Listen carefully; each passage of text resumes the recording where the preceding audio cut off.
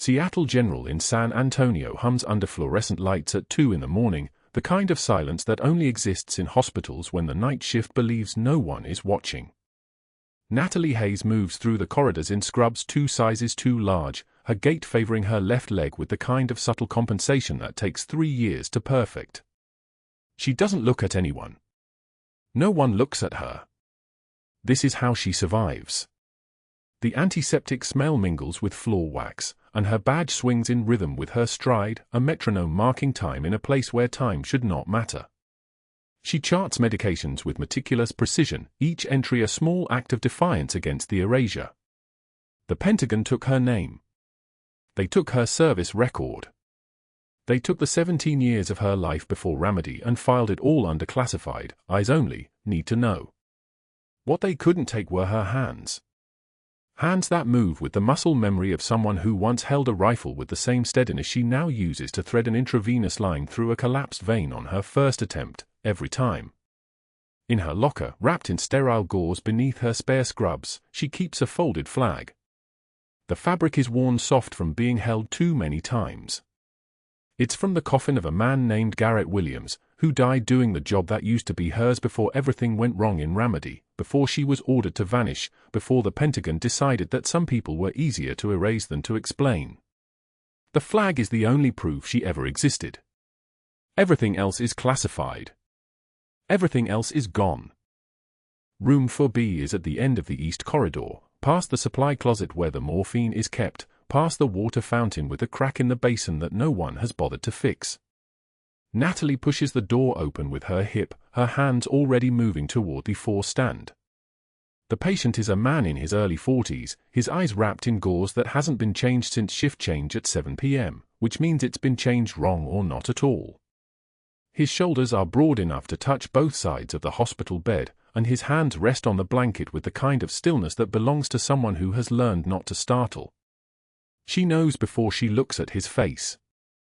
The knowledge arrives like muscle memory, like the way your body remembers a language you haven't spoken in 3 years, the syllables coming back whole and intact. Staff Sergeant Chen. Medic. The man who took over her position in 3rd Battalion after she vanished from the lineup during Operation Inherent Resolve. The man who was supposed to stay in Iraq for 4 more months. The man who lost his sight to an IED in Sanjan Valley, Helmand Province, 6 weeks after she disappeared. His head turns when she enters. New nurse? She doesn't answer.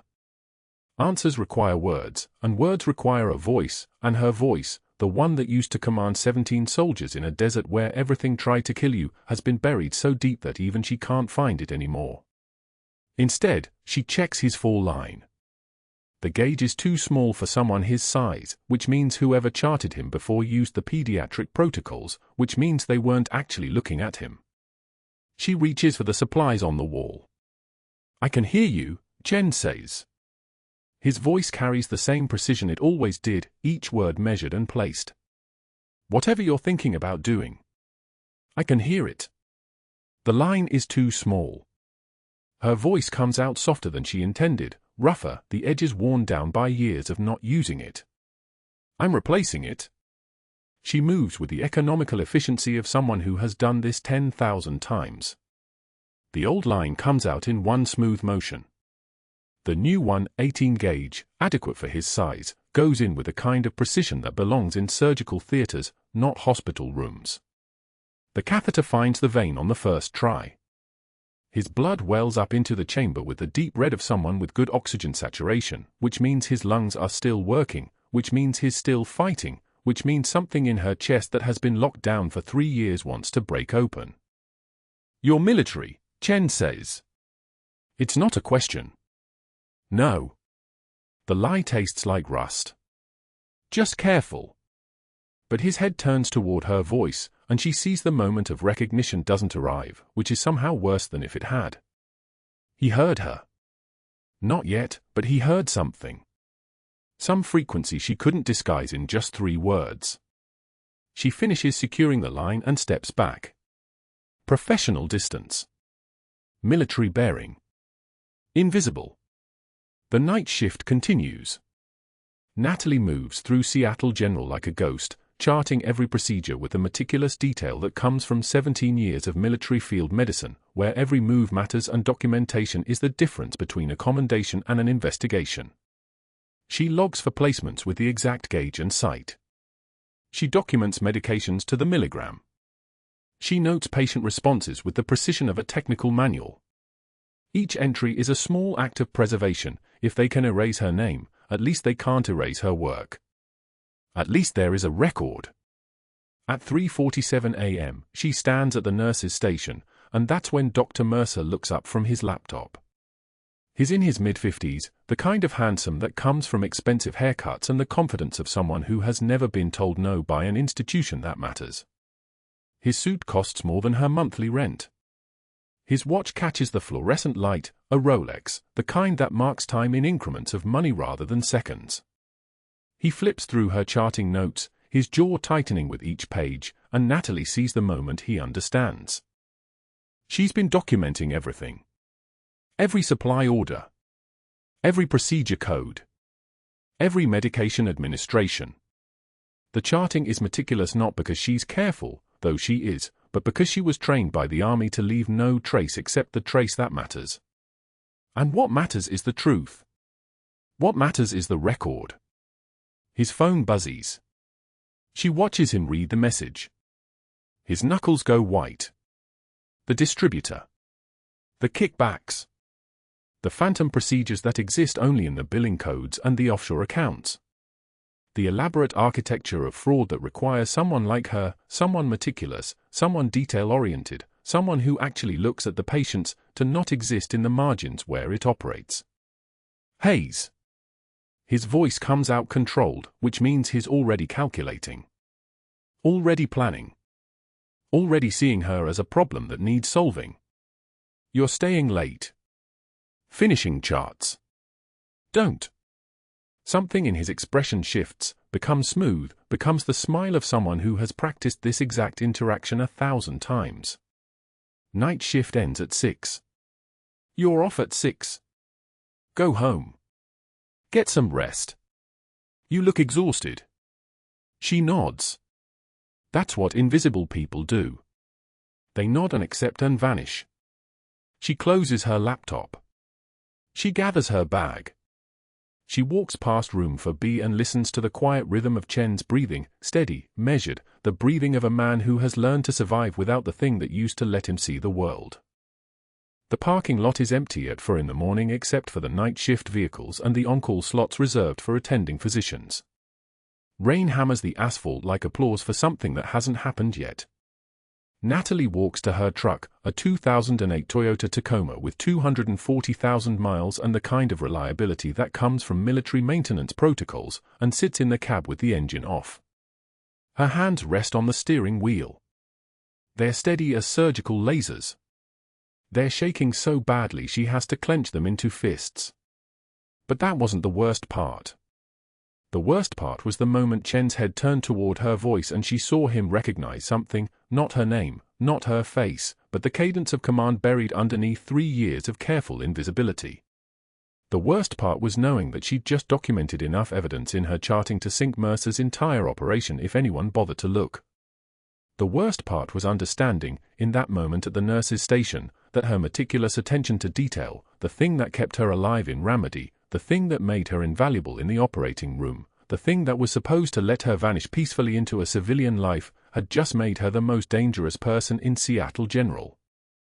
She reaches into her jacket pocket and touches the outline of her military ID. Classified. Eyes only. A document that technically doesn't exist, carried by a woman the Pentagon erased 17 years ago. In her locker, wrapped in sterile gauze, a folded flag sits beneath her spare scrubs, the only proof that Captain Natalie Hayes was ever real at all. She starts the engine. The truck rumbles to life like something waking up from hibernation. Behind her, Seattle General glows against the darkness, its windows full of people learning how to exist in the absence of the people who kept them alive. And in room for B, Staff Sergeant Chen lies awake in the dark. He's learned to navigate, his ears still catching the echo of a voice that sounded like someone he once knew in a desert that tried to kill them both. The rain continues, hammering against the windshield in a rhythm that sounds like a heartbeat, and Natalie drives through the night with both hands on the wheel, her jaw clenched once, barely perceptible, and her eyes fixed on something only she can see. Whatever Dr. Mercer is planning, whatever investigation he's about to launch, whatever moves he's calculating in that expensive suit and that Rolex watch, he has no idea what he's standing next to. He has no idea who just walked out of his hospital. She's not invisible anymore. He just doesn't know it yet. Morning rounds at Seattle General moved like a controlled avalanche, attendings and residents flowing down the corridor in a cluster, charts held like weapons, voices clipped and efficient. Natalie Hayes existed in the spaces between them, invisible by design, which was exactly how she survived. The fluorescent lights hummed their constant electric song overhead as she approached the medication cart, her scrubs still carrying the antiseptic smell of the night shift layered underneath fresh coffee she'd grabbed at 5 in the morning. Dr. Mercer's voice cut across the unit floor like a tank idling in a garage, low, mechanical, impossible to ignore. "Nurse Hayes. Step over here." She moved. 12 years of command structure lived in her muscle memory, that automatic response to a superior's summons. When she reached him, Mercer held up a chart with the deliberate slowness of someone performing for an audience. The attending physicians clustered nearby. 2 residents. The charge nurse pretending not to watch from the station. "You questioned Dr. Patterson's order for a CT scan on the patient in 312. It wasn't a question. His eyes tracked her face like he was looking for the crack where shame would show. "Are you a radiologist now, or just someone who doesn't understand her place?" The silence that followed was the kind that stretched. The attending physicians exchanged glances. The unit air seemed to pressurize. Natalie's jaw clenched once, barely visible, a micro-expression that would have gone unnoticed by anyone not trained to read combat tells. Her voice emerged steady, measured, the same tone she'd used to read back a medication order. "The patient has a documented contrast allergy, doctor." I was clarifying. "You were overstepping." Mercer's voice dropped half an octave, took on the precision of a scalpel. "From now on, you follow orders. You don't think." "Understood, clipboard." The nickname landed like a slap across an open hand, deliberate, public, designed to sting in front of witnesses who mattered. Clipboard. A reduction. A tool. Something without thoughts or judgment or agency. Natalie nodded once. A single, controlled dip of her chin. She returned to her station, her hand steady as she picked up the next chart. Not shaking. Not flushed. Not retreating to a supply closet to process the humiliation. She simply continued. The hiss of the ventilator in 4B sounded louder than it had moments before, or maybe her hearing had sharpened, narrowed to clinical precision. Around her, the unit resumed its rhythm, monitors beeping, phones ringing, the soft squeak of her own shoes on tile as she moved between rooms. But something had shifted.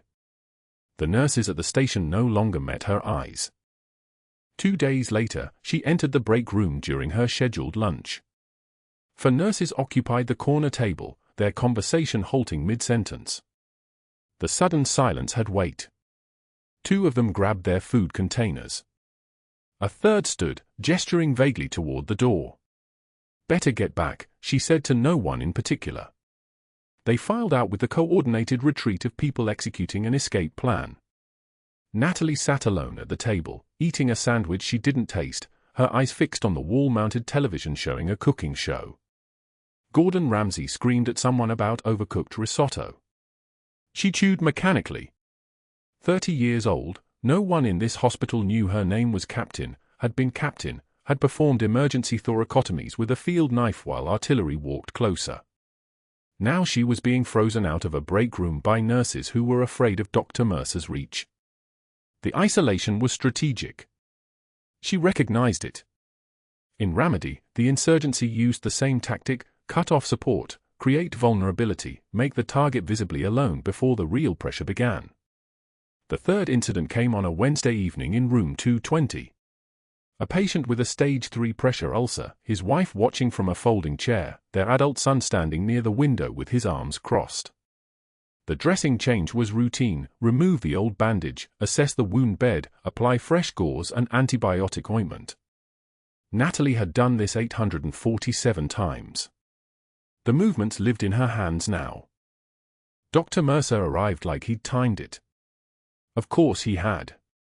"Nurse Hayes, this dressing protocol is completely wrong." His voice carried the false concern of a parent addressing a child's mistake. "Did you even read the wound care order, or were you too busy playing doctor again?" The patient's wife shifted in her chair. The son looked away from the window. Natalie continued securing the bandage. Her movements didn't pause. Her hands didn't hesitate. The gauze lay smooth beneath her fingers as she taped it down with the precision of someone who had steadied instruments under fire.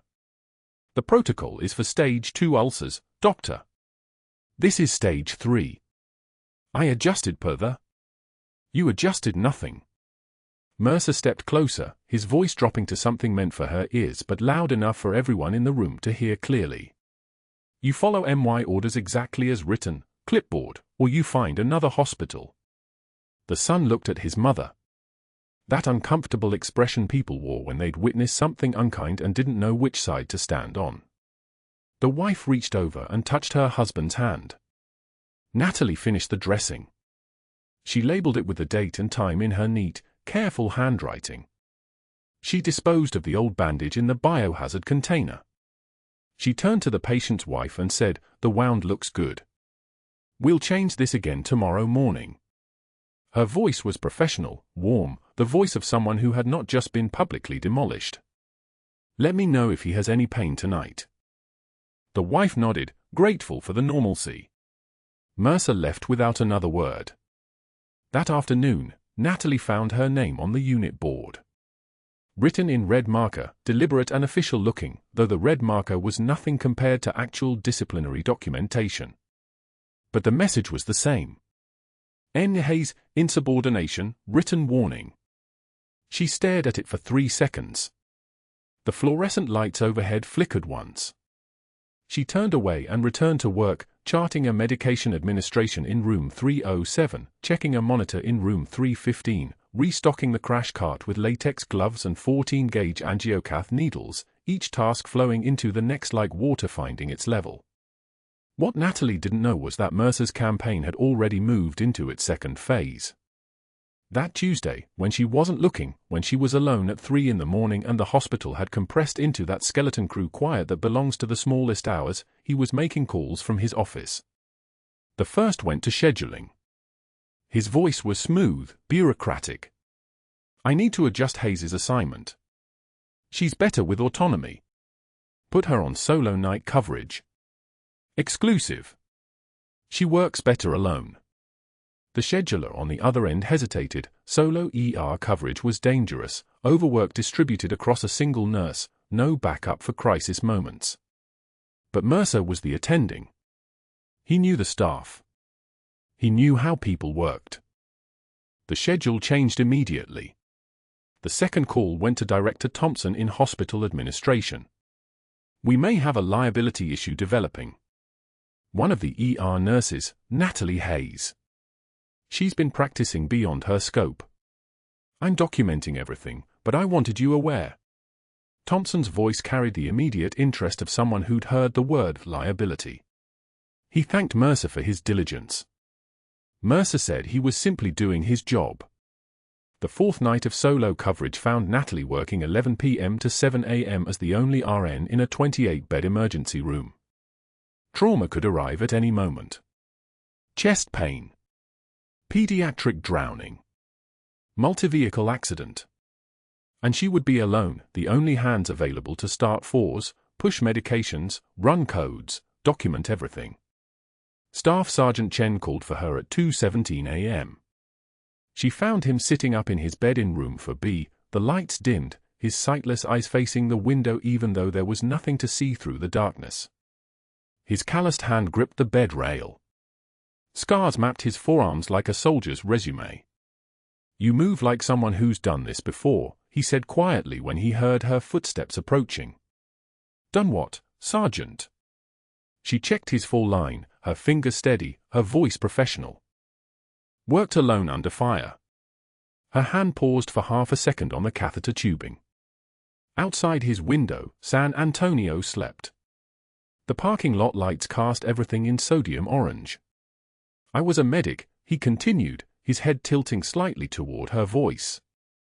Before this. A gesture at his sightless eyes. Took over for someone in Ramadi. Best combat medic the unit ever had. She just vanished one day. Like she never existed at all. No goodbye. No transfer notification. Just gone. Natalie's jaw tightened. The MacGuffin was waiting in her locker, wrapped in sterile gauze beneath her spare scrubs, a folded flag from a fallen teammate. The only proof she'd ever been anywhere at all. You should sleep, Sergeant Chen, she said. I think about her sometimes, he continued like she hadn't spoken. Wonder if she's alive. Wonder if she made it out. He paused. Wonder if she remembers what we were. Natalie said nothing. Her hand lingered on his fur line for a moment too long before she stepped back. I'll check on you in an hour. As she left his room, her back to the darkness of his eyes, he whispered to the empty space where she'd been standing. One word, breathed like a prayer or a ghost. Valkyrie. Natalie stopped in the hallway, her spine straightening, her eyes closing for exactly 3 seconds. The hospital around her continued its nocturnal rhythm, ventilators breathing, monitors beeping, the distant hum of ice machines. She stood absolutely still in the middle of her isolation, in the middle of her invisibility, a call sign from another life reaching across 7 years and an ocean of erasure. Then she continued walking. Because that was what soldiers did. They moved forward. They kept working. But that wasn't the worst part. The call started on a Wednesday at 2:15 p.m. Mercer sat in his office with the door closed, phone pressed to his ear, voice steady as surgical steel. First call went to the scheduling coordinator. I need Natalie reassigned to nights exclusively. Solo coverage. Make it happen by Friday. The coordinator hesitated. Mercer's tone dropped. Do I need to escalate this? The coordinator didn't argue. By 3 p.m., Natalie's schedule had shifted. Every night for the next 2 weeks showed her name alone at the charge desk, no backup, no float pool coverage, just her and whatever walked through those ER doors after dark. The second call came at 4:24 p.m., routed to hospital administration. Mercer had a list of names, board members who'd benefited from his pharmaceutical referrals over the past 7 years, doctors who'd gotten lucrative consulting contracts through his connections, administrators who'd quietly received donations to their preferred charities through shell accounts. He called 3 of them. We have a nurse, he said to each, who's been asking questions about billing practices. Detailed documentation. Too detailed. I'd like her personnel file reviewed for any background inconsistencies. Call it routine screening. The kind of thing we do for all clinical staff. 2 of the board members said they'd make calls. 1 said nothing, which meant yes. Within an hour, the HR director received an email flagged priority, initiate comprehensive background investigation on RN Natalie Hayes, employment verification through third-party vendor, full clearance check. The email came from a board member. The director didn't question it. By Thursday morning, the background check request had landed on the desk of HealthScreen Solutions, a Tampa-based vendor that processed employment verifications for 847 hospitals nationwide. A clerk named David entered Natalie's information into the system. Social Security number. Date of birth. Employment dates at Seattle General, the 3 hospitals before that. Education verification through the University of Texas Nursing Program, confirmed, 2009 degree. Prior work history section left blank because Natalie's resume started at age 26 with no explanation for the 5 years before that. The system flagged it as incomplete. David made a note, applicant shows employment gap 2004 to 2009. Request clarification. But there was another field. Military service. Yes or no? Natalie's application had checked yes. David pulled the verification protocol. Military service required a DD 214 discharge form. He requested it through the National Personnel Records Center in St. Louis. The NPRC database search took 3 minutes. DD 214 on file. Captain Natalie Marie Hayes, United States Army Special Forces Command. Honorable discharge, 2009.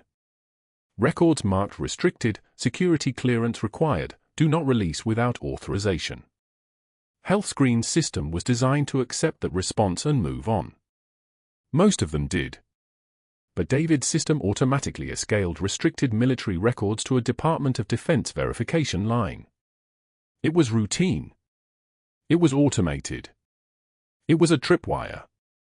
At 4:22 p.m. Eastern Time on Tuesday, February 18th, a query landed at the Defense Counterintelligence and Security Agency office at Peterson Space Force Base in Colorado.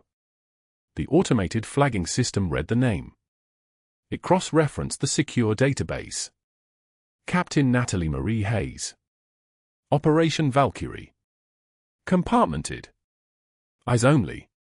The system generated an immediate alert to 3 agencies simultaneously: Fort Liberty in North Carolina, United States Special Operations Command at MacDill Air Force Base in Tampa, and a Secure Operations Center in McLean, Virginia that didn't have a name on any public record. 43 minutes later, a 2-star general at Marine Corps Base Pendleton received a secure phone call from a colonel in Virginia. "We have a situation," the colonel said. "One of ours." The general listened for 4 minutes. When he hung up, he gave 2 orders. First, notify the Night Stalkers. Second, find her location. Tonight. I want her secured before anyone else realizes what's happening.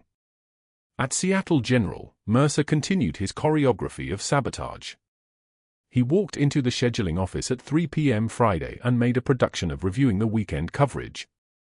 He paused at Sunday night's shift. Cancel the second nurse, he told the coordinator, who'd already left. He was speaking to the supervisor who'd just arrived. Budget constraints. We'll run lean.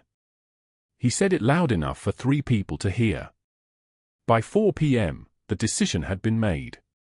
Sunday night, Natalie, alone, skeleton crew, reduced capacity by design.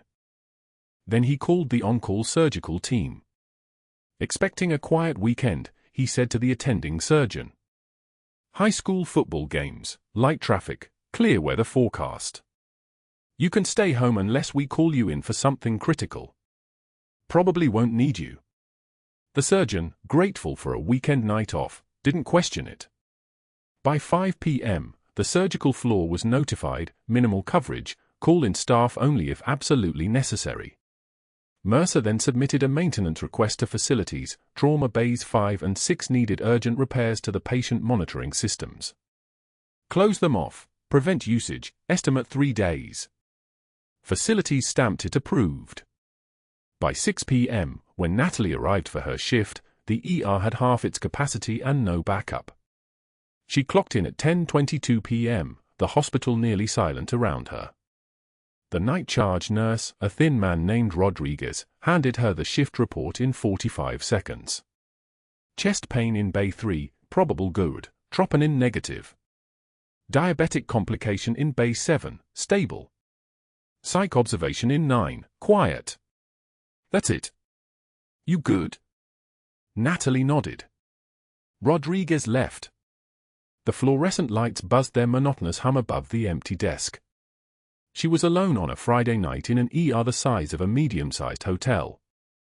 She sat at the charge desk and opened the computer to review the 3 patients. The chest pain patient was a 62-year-old accountant, already cleared by cardiology. The diabetic was stable on insulin drip, scheduled for morning transfer to endocrinology. The psych hold was asleep. She had 3 patients who didn't need her. She had a trauma bay with half its bays closed. She had no surgeon on standby. She had no backup. Mercer's design was obvious to anyone looking at the schedule, but no one was looking. The plan was working. Natalie pulled up the staffing assignments for the next 2 weeks and saw her name repeated, solo, solo, solo. Night after night, isolated, pushed toward breaking. At 11:42 p.m., the scanner crackled to life. The sound was sharp, sudden, cutting through the dead silence like a knife through membrane. Natalie's hand moved to the volume instinctively. Seattle General, this is Medic 7, inbound with multi-vehicle motor vehicle accident, Interstate 10 eastbound, 6 patients on scene, 2 critical, 1 unresponsive. ETA for minutes. The dispatcher's voice came again, higher, faster, all units respond. Additional resources needed. Seattle General, advise you'll be receiving 9 total incoming, 3 red tags, 2 yellow, for green. Prepare for mass casualty protocol. Confirm receipt. Natalie's hand moved to the phone before she even realized she was moving. She needed to call in backup. She needed to call surgery. She needed to activate the trauma protocol and get every available body to the ER. Her fingers were on the keyboard, ready to dial, when the reality of the moment stopped her cold. 2 critical. 1 unresponsive. 9 total. And she was alone. She sat back. Just for a second. Her jaw clenched once, barely perceptible, a muscle memory of composure learned in desert heat where showing panic meant people died. The sirens were already audible in the distance, getting louder, closer, a sound like something hunting. She picked up the phone and called the surgical floor. No one answered. She tried the on-call number. Voicemail. She called Mercer's house. No answer. She was still holding the phone when the first ambulance pulled under the canopy, red light spinning across the empty ER entrance like a carnival that had arrived at the wrong time. She hung up the phone and stood. Her breathing was steady. Her hands were steady. She walked to the trauma bays and started prepping, moving from bay to bay, pulling crash carts into position, opening supply drawers, checking defibrillator pads, laying out intubation kits. The first stretcher came through the doors at 11:46 p.m. A young man, mid-20s, multiple lacerations, left arm at an angle that meant fracture. Yellow tag. She directed him to Bay 1. The second came 30 seconds later, critical, unconscious, severe head trauma, bleeding from the left ear.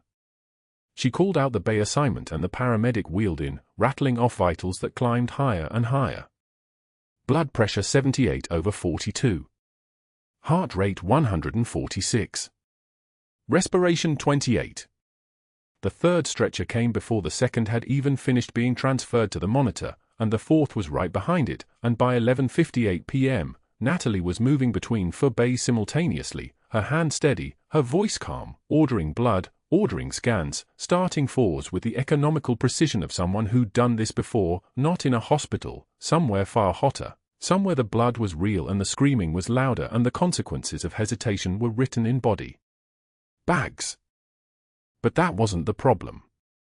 The problem was upstairs, in a room on the 4th floor, where Staff Sergeant Chen was awake. He'd heard the siren start their wail. He'd heard the urgent voices through the floor. His blind eyes had nothing to see, but his ears could read a trauma bay like some men read a map, and what he heard in the chaos below was the voice of someone he thought was dead, giving orders with the precision of someone who'd trained to keep people alive when everything was trying to kill them. He pressed the call button, but no one came. Everyone was below. In the ER. With her. And at 4:19 a.m. that same Tuesday morning, 2,000 miles away in Virginia, a secure phone rang on a classified desk, and the voice on the other end said 3 words that changed everything: "We found her." Natalie didn't know any of this. She was still in the ER, still moving between bays, still keeping people alive through force of will and training that no hospital paperwork could ever document. The ambulances kept coming. The patients kept bleeding. And somewhere in the mechanical chaos of monitors and ventilators and desperate hands trying to hold back death, she was exactly where she needed to be, invisible, competent, doing the work that no one would ever thank her for because no one would ever know it was her keeping them from the dark. What happened next would change everything. But for now, at 3 a.m., 3 hours after the first ambulance arrived, Natalie sat alone in an all-night diner off Interstate 10. Her shift had ended. The other nurses had finally arrived, called in by someone, she never found out who. The patients were stabilizing. The crisis had passed. She was sitting in a vinyl booth with a cup of coffee growing cold in front of her, still wearing her scrubs, still wearing the smell of blood and adrenaline and the particular exhaustion that only comes from saving lives that most people would have let die. She stared at her reflection in the dark window outside. The face looking back was 28 years old, and it looked like someone who'd been erased twice. Once by the Pentagon. Once by a man in a white coat who wanted her gone. She wrapped her hands around the cold coffee cup and wondered if there was such a thing as a limit to how many times one person could disappear before the disappearing became permanent. The rain started to fall outside, soft at first, then harder, drumming against the diner window like distant artillery. She didn't move. She just sat there, a ghost drinking cold coffee, waiting for morning to explain why she was still visible at all. The first ambulance arrived at 2:08 a.m., followed by a second, then a third, all within 14 minutes. Multi-vehicle collision on I-37, dispatch said. The ER had 3 trauma bays operational and 1 attending physician somewhere in San Antonio traffic. Mercer had scheduled the night shift skeleton crew deliberately, 3 nurses for a unit built for 6, and he wasn't answering pages. Natalie moved before anyone gave orders, her body remembering rhythms older than her nursing license, older than the name on her scrubs. Bay 1, construction worker, pneumothorax, stable for now. Bay 4, teenager, compound femur fracture, breathing steady. Bay 2 was still being prepped when the third ambulance backed toward the bay doors, and Natalie heard it in the dispatch tone before she saw him, the driver's voice tight with urgency. 19 years old. Steering column trauma to the anterior chest. Respiratory distress. Oxygen saturation 84 and dropping. She called surgery. The answering service picked up on the 4th ring. On-call surgeon is unavailable, ETA 23 minutes. Unavailable. Not in the hospital, not scrubbing in, not waiting. She called the attending again. The voicemail picked up before the first ring finished. Natalie pushed the crash cart toward Bay 1, where they were transferring the teenager from the ambulance stretcher to the hospital bed, and she saw it immediately, the way his lips had started to lose their color, the subtle flutter at his neck that meant his lungs were working overtime just to draw air. She didn't need the chest X-ray to confirm it. She could hear it in his breathing, the distinctive rattle, like wind through a broken window. Tension pneumothorax. Oxygen saturation dropping, the respiratory therapist called out. 82 now. 80. 3 minutes. That's what her hands knew, what the muscle memory from Ramadi whispered through her fingers. 3 minutes before the collapsed lung crushed his heart completely, before the pressure in his chest cavity stopped the blood from reaching his brain. The standard protocol was needle decompression, fast, simple, a large bore needle between the ribs to let the air escape. But his injury pattern was too severe for that to hold.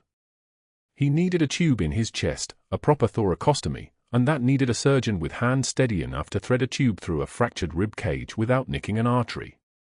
The surgeon was 23 minutes away. Natalie's hands moved before her mind finished the calculation. She reached for the crash cart, found the sterile tray, her fingers moving with the kind of precision that only came from having done this before, not in a hospital, not in a clean room with overhead lights and backup standing 3 feet away, but in the bone dust and diesel fuel chaos of a forward operating base, mortar rounds walking across the compound, the Humvee on its side, the sergeant with the same injury and no surgeon for 47 kilometers.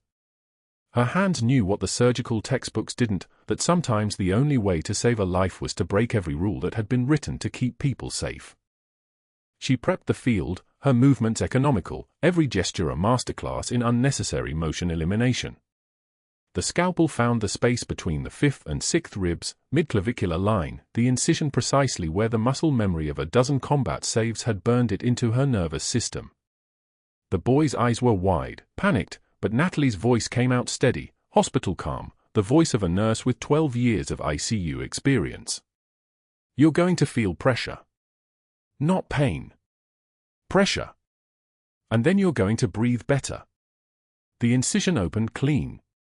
She could hear the hiss of air escaping the moment the tube went in, the distinctive release of pressure like a tire deflating, and she watched the boy's oxygen saturation respond immediately. 78, 81, 86, his color came back into his lips like someone turning up a light switch. His breathing became something other than panic gasping.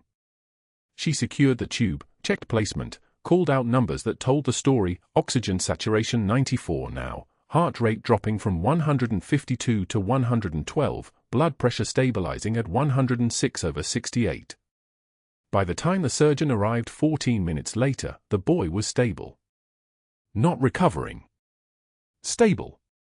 Which meant Natalie had done the impossible thing, had reached across the protocols and the regulations and the entire structure of a modern hospital and pulled a 19-year-old back from the moment when the lights start to go dark. She moved to the next patient. Then the next. By 4:15 a.m., all 9 patients from the collision had been triaged, stabilized, admitted to ICU or surgical holds. The ER looked like a hurricane had passed through it, blood on the tile floor, empty supply packets scattered like snow, the kind of controlled chaos that only happened when everyone in the room understood their job and did it without speaking. Natalie was in the supply room restocking the crash cart she'd torn through like a woman possessed, her scrub stained with the teenager's blood. It had dried in a rust-colored pattern across her left sleeve, her chest, the back of one hand, when she heard the footsteps behind her. Dr. Mercer's shoes on the tile, measured and calm. She turned before he spoke because she already knew. She could see it in the angle of his shoulders, the way his face held that thin smile that wasn't about happiness. It was about satisfaction. About the moment a trap closes. "Nurse Hayes," he said, and his voice carried the texture of polished wood, something expensive and cold. "You're terminated, effective immediately. You performed a surgical procedure without a license, without supervision, without any authorization whatsoever. This is grounds for immediate termination and potential criminal liability. Security is waiting to escort you from the building." Natalie's jaw clenched once, barely perceptible. Her hands remained steady as she set down the crash cart supplies, saline bag, tape, 3-way stopcocks, all returning to their precise positions. "The patient," she said quietly. "The 19-year-old. He's stable. Will be fine thanks to the surgeon who actually saved him," Mercer said. His smile widened infinitesimally. "You're done playing hero, clipboard. Clean out your locker. You have 5 minutes." 2 security guards appeared in the doorway behind him, both large, both uncomfortable, both knowing on some level that they were escorting someone out of this hospital who'd just saved a life. Natalie walked past them without meeting their eyes, walked through the hallway where the nurses' station staff made a point of not looking at her, their eyes finding sudden urgent reasons to focus on computer screens or medication drawers. In room 4B, 3 floors up, Chen heard the commotion first, the radio chatter, dispatch codes, the specific pattern of activity that meant a trauma storm had passed. Then he heard the words traveling down the hallway in that way hospital gossip moves, fast and low and devastating: fired her. Performed surgery. Terminated on the spot. He gripped the bed rails, his hands shaking, his sightless eyes straining uselessly toward the door as if sight could somehow change what was happening. "Natalie," he whispered, but the name came out wrong, fractured. "Valkyrie." She walked out through the ambulance bay into the 3 a.m. darkness, the folded flag wrapped in sterile gauze clutched against her side like a last piece of proof that any of it had been real. Her hands were still steady. Her breathing was still controlled. But when she reached the diner off Interstate 10, the same one she'd sat in 1,000 times before, watching other people's lives from the outside, she finally stopped moving. 3:17 a.m. A single cup of coffee, growing cold on a laminate table. The window reflected her face back at her, exhausted and hollow, the blood on her sleeve dark as rust in the fluorescent light. The folded flag sat beside the untouched coffee, the only witness to a captain who'd been erased twice now, once by the Pentagon and once by a man who couldn't have known that the quiet nurse he was firing was the closest thing to an angel that this hospital had ever housed. She stared at her reflection and wondered if some people weren't built to disappear quietly. She wondered if the universe had a sense of irony about second chances. She had no idea that in 48 minutes, the federal background check that Mercer had weaponized would complete its processing cycle and trigger the final security flag. She had no idea that at 6:15 a.m., 3 black SUVs with government plates would pull into Seattle General's main entrance, that 8 personnel in suits would move with military precision toward administration, that Chen would hear the distinctive cadence of military boots and understand that the dead had just walked back into his life. But that wasn't the worst part. The worst part was that she'd broken every rule, saved a life, and still lost everything. The background check was supposed to bury her. Instead, it detonated in Mercer's face like an IED he never saw coming. The routine screening triggered something Mercer hadn't anticipated, a classified security flag embedded 3 levels deep in federal databases, the kind of alert that doesn't go to hospital HR. It goes to the Pentagon. It goes to JSOC. It goes to people with authority that makes hospital administrators look like middle management at a car rental. Within 3 hours, a convoy of black SUVs arrived at Seattle General carrying personnel who refused to identify themselves to anyone. They didn't have hospital credentials. They didn't need them. They moved through the corridors with the fluid precision of apex predators, and when Director Thompson tried to demand their names and paperwork, one of them simply held up a credential case with a Department of Defense seal and said, "We're here for personnel records. This is not a request." Mercer was in his office when they found him. He was reviewing another set of phantom billing codes, a CT angiogram for a patient who'd never left the waiting room, when a knock came at the door. Not a courtesy knock. The kind of knock that comes before doors don't open anymore. "Dr. Mercer." Not a question. A statement. "We need to speak with you immediately." His hands went cold. Not the cold of fear. The cold of recognition. Of something buried coming back up. The 2 officers who escorted him out moved with the kind of purposeful calm that only comes from knowing exactly how this conversation ends. They didn't cuff him. Not yet. But every nurse on the 4th floor watched as he walked between them, his white coat suddenly looking like a costume he wasn't allowed to wear anymore. The whispers started before he reached the elevator. In a secure conference room on the administrative level, a Marine Corps general sat with a leather portfolio open in front of him. Behind him stood a Pentagon official with the bearing of someone who'd spent 30 years removing problems from existence. "Do you know who Captain Natalie Hayes is, Dr. Mercer?" Mercer's jaw tightened. "She's a former employee who was terminated for." "Captain Natalie Hayes." The general's voice had the weight of someone used to being obeyed. Silver Star for extraordinary heroism in combat. Ramadi, 2011. Medical intervention under fire. 2 Marines alive because of her decisions. He read from the citation with the reverence reserved for ghosts. Captain Hayes exposed hostile position while providing emergency medical care, resulting in neutralization of enemy combatants and evacuation of friendly casualties. He closed the portfolio. "Ring any bells?" Mercer's mouth opened. Nothing came out. "Your background check on her," the Pentagon official said, his voice like ice water, triggered a classified security flag. The moment that flag fired, we were notified. The moment we were notified, we opened an investigation into the source of the trigger. He leaned forward. "That would be you, Dr. Mercer." And what we found was remarkable. 2 forensic accountants had already been working for 4 hours. They'd imaged his hard drive before he even knew they were in the building. Every email. Every payment. Every communication with Physician Supply Solutions Incorporated. The phantom procedures were meticulous. Perfectly coded. Perfectly documented in the hospital billing system. And completely contradicted by the nursing notes of a woman who'd been too careful, too thorough, too precise to miss what was being stolen. "CT scans billed but never performed," the accountant said, sliding a printout across the table.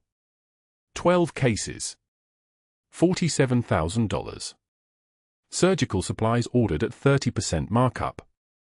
Split payments to your personal account. He turned another page. Cardiac monitoring packages coded as complex procedures, $3,200 each, when the supplies used cost $340. He looked up. 43 cases.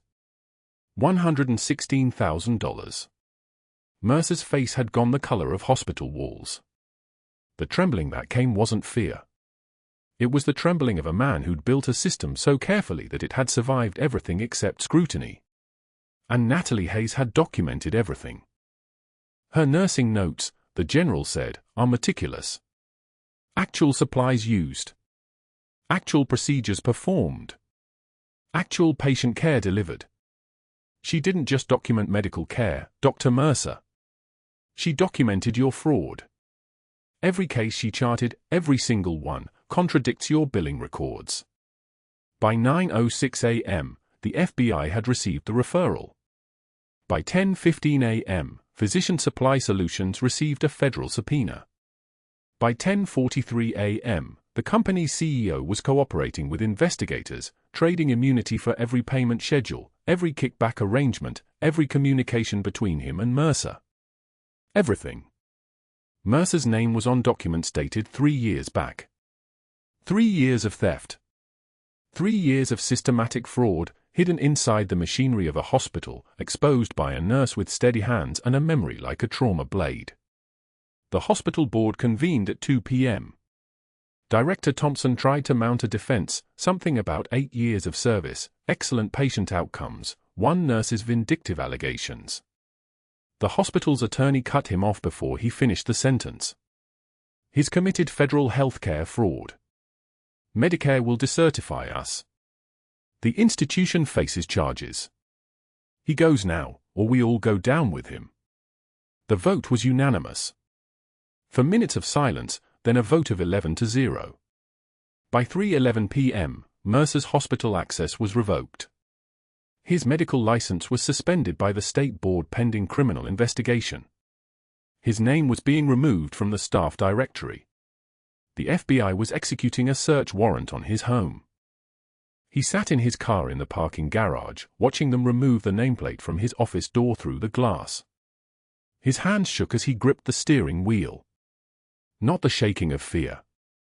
The shaking of someone who'd spent a decade as the apex predator in a hospital, only to discover there was something much larger hunting him all along. In room 4B, Chen listened as a victim advocate explained that Captain Hayes had been located, that her service record was being partially declassified, that the Pentagon was personally overseeing her reinstatement, that everything taken from her was coming back. Is she coming back? Chen asked, his voice careful and quiet. The advocate paused. That's her choice, Sergeant Chen. But yes. She's coming back. That evening, news broke across San Antonio, Seattle general doctor arrested in $340,000 fraud scheme. Mercer's photograph ran on every local station. His mugshot, taken at the FBI field office, showed a man who'd lost 30 years in the space of 8 hours. The nurses who'd avoided Natalie in the break room watched in silence. The attending who'd stood by while Mercer humiliated her read the developing story on his phone and said nothing to anyone. At the unit board, someone had carefully erased Natalie's name from the disciplinary list and written in precise letters, Captain Hayes, Silver Star, a Valkyrie. No one admitted to writing it. No one erased it. 6 months later, Natalie Hayes stood in her new office on the 4th floor of Seattle General, the nameplate on her door reading Director of Emergency Medicine. The windows overlooked the ambulance bay where she'd been escorted out in disgrace. The folded flag that had lived in her locker, wrapped in sterile gauze, now sat in a shadow box beside her Silver Star. Both finally allowed to exist in the light. The quietest person in the room was holding it all together. And everyone finally knew it. If this story resonated with you, if you've ever been underestimated by someone who didn't know your true value, please like this video and subscribe for more stories about the warriors who walk among us.